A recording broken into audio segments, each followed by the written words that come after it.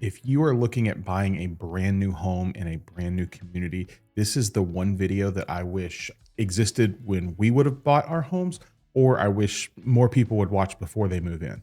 This is kind of one of those things. It's like this is not about the contract or negotiations or financing. This is different from that, right? This is based on lived experience, both with clients of mine that we've helped buy new construction homes and our personal experience, because every home my wife and I have bought has been new. So I can speak from personal experience.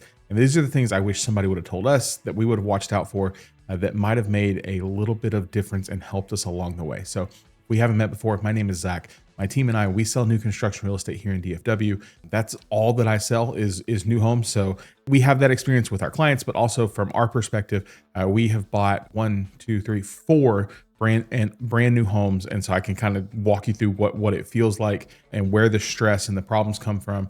And it really just helps you kind of realign your expectations when you're considering buying a brand new home. Here's the real thing. To me, it's this first year of living in a new home. It's really not about enjoying it yet. I mean, yes, we enjoy it and it's fun, but there's so much more that kind of goes into that is like the lived experience. And it's like, I just need somebody to help. I wish somebody would have helped me recalibrate my expectations for what we were getting into. And hopefully I can kind of do that with you here. So the first thing is you're living in a neighborhood. In a lot of places, you're living in a neighborhood that's not done yet, right? And everybody talks about, oh, well, there's going to be construction noise and there's going to be this and there's going to be that. Yeah, but like there's a very lived experience of that. Of, hey, you come into the neighborhood and all of a sudden you can't get in your driveway because they're pouring a concrete slab next door, or the brick truck is delivering bricks, and you're kind of annoyed, right? Like you have amenities that were promised that maybe they haven't shown up yet. Like you're waiting, you're like, okay, when's the pool going to open? When are we getting our playground? And they're like, oh, it's coming. And you're like, well, really, when is it happening? And I have to tell you, like, one of the things we experience, again, the construction noise is a very real thing. One of the not this home, but the home we bought before this one, it was the middle of the summer, and we heard the concrete company out at about 4 a.m. pouring a slab foundation. Now, on the one hand, I get it. It's hot. It was July. Like I'd want to be done too, but guys, 4 a.m, I was not in a kind mood, if I could just be honest with you, right? And then, you walk through the neighborhood and there's and one of the biggest complaints is like, oh, there's no character. There's no mature trees. And it's like, yeah, I get that. Some of the beautiful neighborhoods, that you see that were established, 20, 30 years ago or more here in DFW, at one point, they kind of looked like this. Yeah, might have been a little bit different feel or construction. So it's like, I get all of those things swirling through your head, but I just want to tell you, like, it's always temporary. At some point, they're going to finish your neighborhood, right? Maybe you got in the middle of the neighborhood and you can see a finish line, or maybe you're like, hey, like us, you got in at the front side of a neighborhood and everything went really, really fast. And then all of a sudden it just went to a standstill. And you're like, well, are they going to finish out here? Are we going to get some more neighbors, or what's going to happen? I promise you it's going to finish. It's just going to take time. And truthfully, it's probably going to take longer than you realized it was going to take. So please give yourself some grace, give yourself some understanding, and extend that timeline. It will eventually feel like home. One of the things we love most about our new homes has been the idea like, hey, we're buying blank canvases, right? Like that doesn't mean that there's not going to be issues, but that means, hey, it was a brand new home. So we're buying the idea of, hey, we got to go in and paint rooms and we've got to, do all of these upgrades that we want to do along the way. And the struggle that I have is I want them done like that. And then the problem is that expectation and my wallet and my timeline don't always line up. So I think one of the things I wish somebody would have told me when we bought our new homes is, hey, you're going to have to learn a little bit of patience. You're going to have to learn that, hey, you bought a project. Like you didn't, you're not fixing plumbing and having to deal with all the craziness that you would have to deal with on the resale side, but you did still buy a project that you're going to have to take on, right? Second thing I wish we would have kind of talked more about is what actually happens after we move in. So one of the things I love most about a new home is you get the builder's warranty, right? Like, so, but here's the thing. New does not mean perfect. New means new. It was still built by a human hand. There was still tons of people that had to touch it, from the painters, the carpenters, the masonry, the tile guys, all of those guys had to come in and do work, and they had to use material that was imperfect. Like in some ways, there is still imperfections in the material. So new does not mean perfect. New just means new. Here's what I will tell you. I don't care who built your home. I don't care how much you paid for it. Everybody, especially if you bought in North Texas, you're going to see, partially because of our soil, right? We have a very clay-like soil, and it's not great for foundations. You're going to see nail pops in the corners where like the nails are coming out. You're going to see minor cracks in your drywall, usually at the corners where they come together. You're going to have doors that adjust and creak, right? The builder can build your home, but they can't stress test it, right? They can make sure it functions the way that it's supposed to function, but they can't test like, hey, you're doing laundry, your wife's taking a shower, and your kids are doing stuff, loading the dishwasher, and all of those things are happening at once. There's no way to test a lived experience, which is part of why a lot of the builders, most of the ones that we work with, give at least a 1-year functional warranty on your home. It's not that you did something wrong. It's not that you missed something.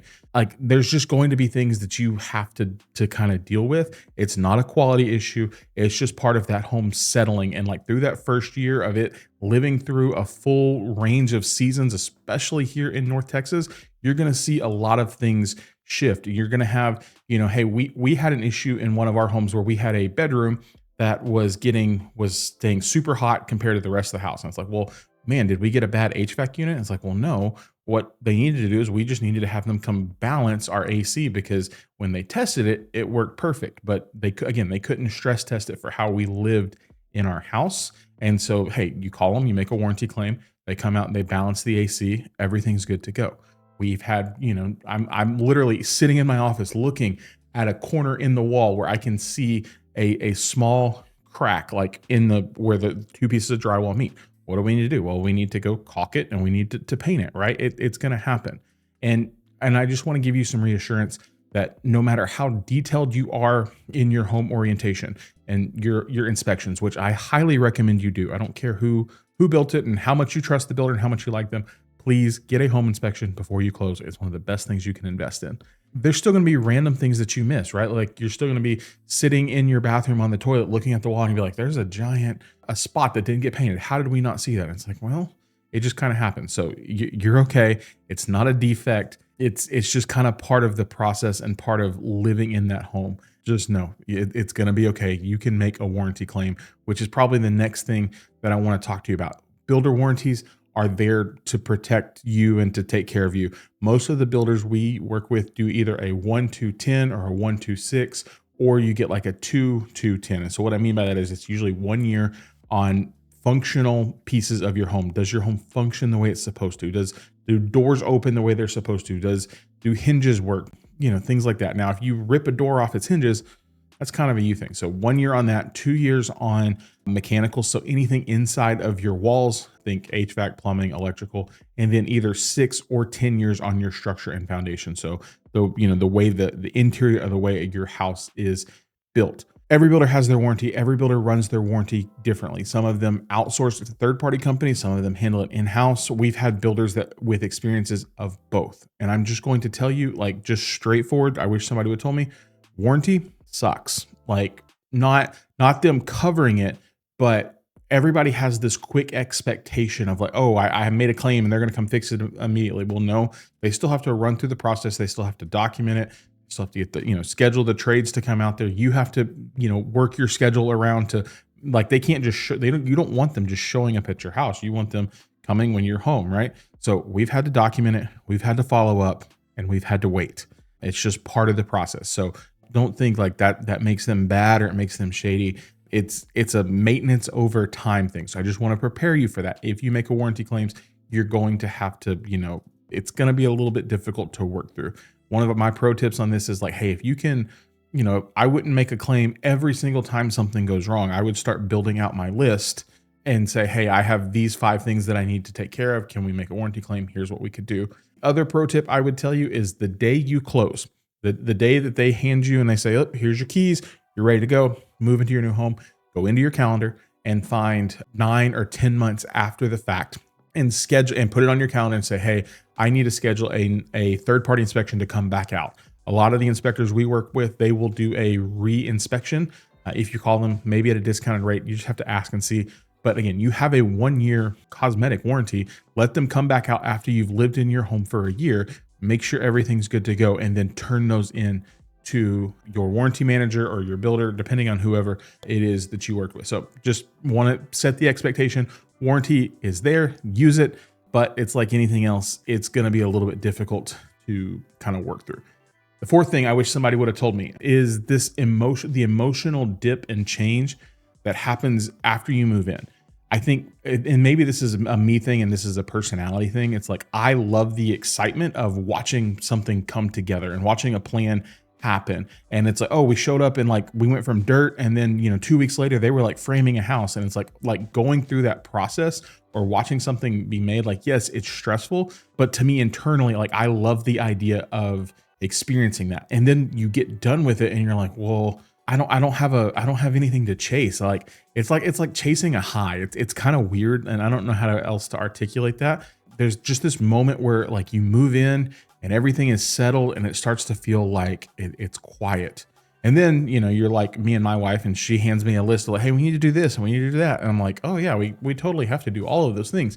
And again, my time and my money add up, and I just keep chasing. And so some people, it's like, then you start looking at this, oh, do I regret it? Did we make the wrong decision?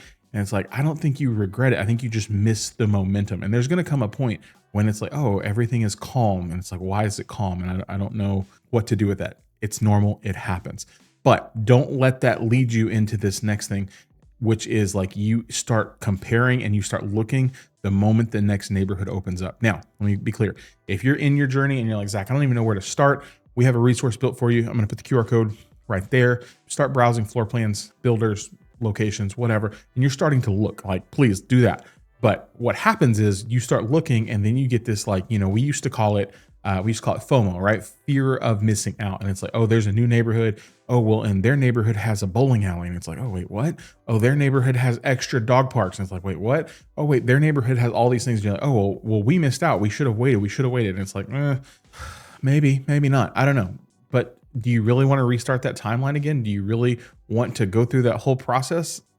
Sometimes you just have to be content with the things that you have. And this is, more of just a life lesson in general. Like, hey, how do we be content with what we have and where we have it? And we know that we made the best decision because it fits for our family. Our kids love this and they have their schools. And to be honest, those amenities, like, they're really, really pretty on paper, but how often are you actually going to use it? Like, I just want to be real with you. Like, if you want them, let's go get them. But are you going to go to the pool every weekend? Are you going to walk your dog every day on the trail and go to yoga class? I think if you're honest, you're probably lying to yourself, and you don't need it. And to be really, really truthful, you probably got a better deal. Your home probably, like, if you look at it on paper, your home probably has better standard features than what they're offering now.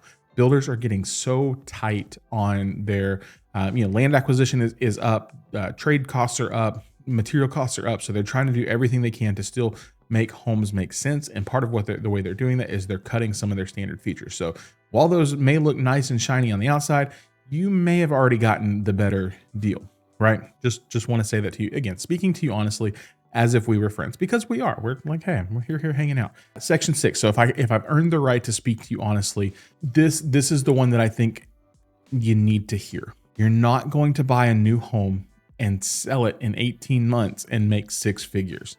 Like, it's just not going to happen. We saw that happen, 5-6 years ago, 21, 22, that timeline when the market was weird and everything was weird, but that is not the norm. Are you going to be able to sell it over time and make money? Yes, probably so, especially in a place like DFW where we continue to see growth and appreciation.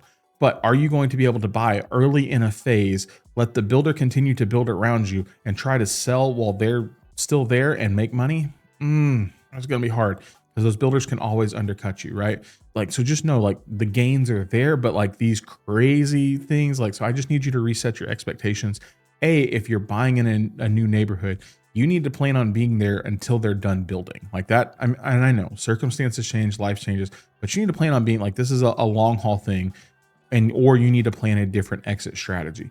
And two, you need to understand like, hey, the equity, it takes time. And ultimately, when we look at new construction, we get rewarded for our patience, not our impatience, which for me is a very hard thing to do. Like if, one of the things I've struggled with my entire life is patience.